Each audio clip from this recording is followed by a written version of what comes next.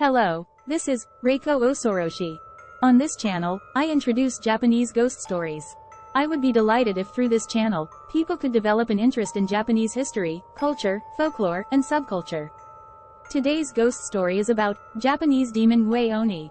The demons that appear in the recent popular anime, Demon Slayer Kimetsu no Yaiba, are called Wei Oni in Japan. In fact, these Oni are mythical creatures from Japanese folklore. Let's explain more about Oni.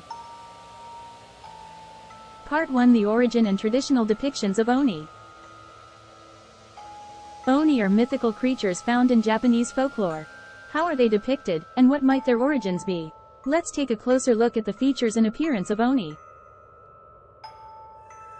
Oni frequently appear in ancient scrolls and Buddhist temple sculptures, suggesting that their origins can be traced back to antiquity. They are often portrayed as beings with massive bodies, vividly colored skin, sharp horns, wild hair, and sharp fangs.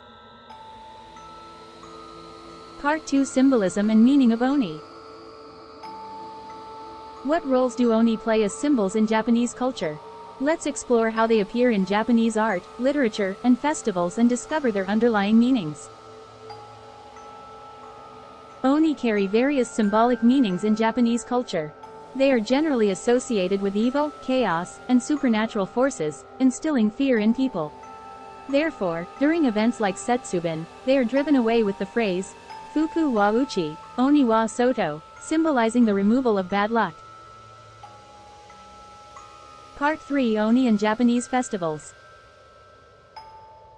Oni holds a special role in Japanese festivals. How are they celebrated and banished during events like Setsubin? Let's explore some amusing anecdotes about their festival roles. During Setsubin, Oni plays a significant role. People perform bean-throwing ceremonies to drive away Oni and purify their homes from negative energies, welcoming a prosperous new year. Different regions also have unique and entertaining festivals centered around Oni.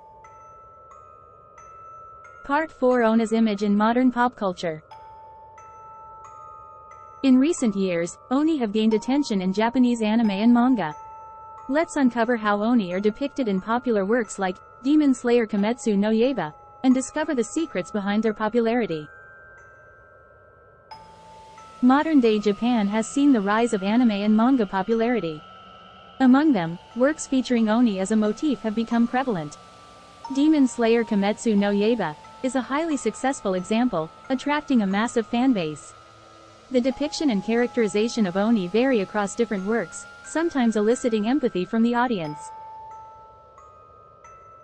Part 5: Unraveling the mystery and interpretations of Oni. Let's contemplate the mystery and interpretations of Oni. What do they symbolize in Japanese culture, and what messages do they convey? We'll explore unique interpretations and insights to deepen our understanding of Oni. Oni remains a complex and enigmatic entity in Japanese culture, leading to various interpretations. While some works portray them as purely evil, others reveal their humanity and internal conflicts. As a result, the meaning and symbolism of Oni change over time and across cultures. Finally, I would like to introduce a scary story related to Oni. The story of me being targeted and possessed by a monstrous Oni, and the life taken of my grandpa. It was about 5 or 6 years ago when my grandma was diagnosed with cancer.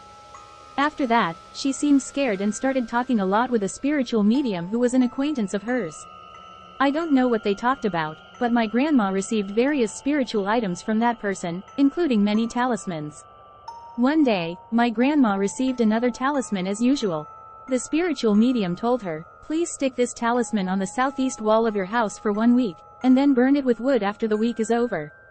It seemed like they believed that burning the talisman would get rid of any evil spirits attached to it. At that time, I could see things like spirits quite frequently. It had occasionally happened since I was a child, but it became more frequent around the time my grandma was diagnosed with cancer. Looking back, I think it might have been related to her. So, following the instructions, I stuck the talisman on the wall for a week, and then my dad prepared to burn it in the yard. As I vaguely watched, the preparation was done, and my dad tossed the talisman into the blazing fire. Then, I saw it. It's still vivid in my mind. In the center of the burning 10 centimeters by 5 centimeters talisman, there was the figure of an Oni demon with its hands raised, writhing in pain. After the incident, I told my grandma about what I saw.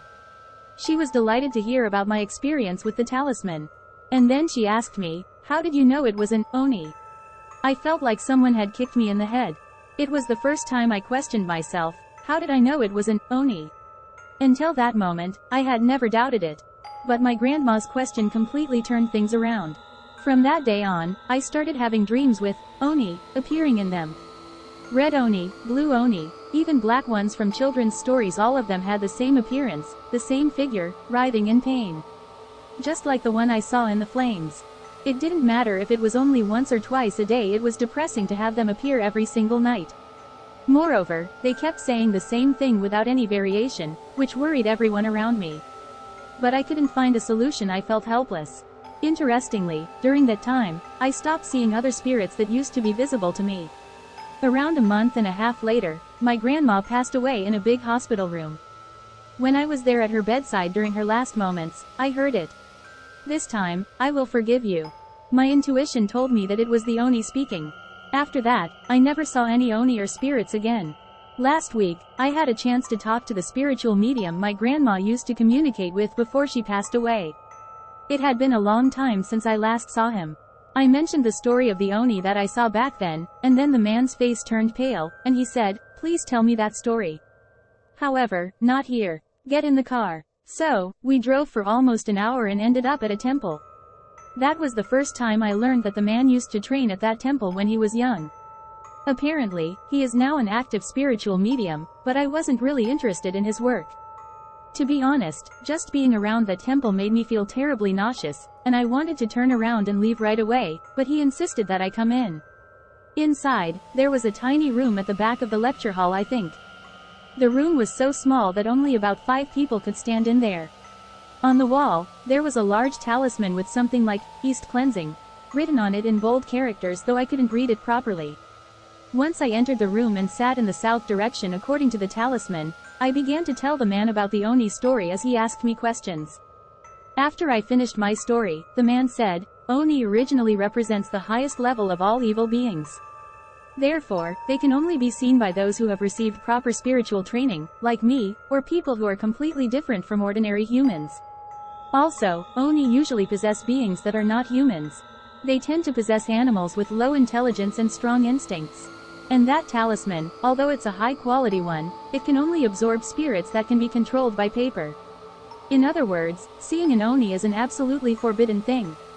Well, what can I do when I can see them and get possessed by them?" After that, he told me things that sounded like blessings for a long time, but in the end, his conclusion was, "You are abnormal. You are different." His words hit me hard. According to him, I have a channel that is completely different from regular people, meaning I am equal to a properly trained spiritual medium. People with strong spiritual sensitivity tend to attract spirits without doing anything. So, it wasn't impossible for that Oni to attach itself to me when it was burned. He said, people who can see Oni have a channel that is close to them. In other words, even if you don't see them, Oni will be drawn to those whose channels are close to theirs. Hearing those words, I lost consciousness. When I woke up, I was in the man's bed at his house. He had a really comfortable mattress. He said, "As a spiritual medium, I don't want to say this, but it is highly probable that you will be possessed by Oni. I have never seen an Oni myself, but if it happens, there is no doubt that it will be you."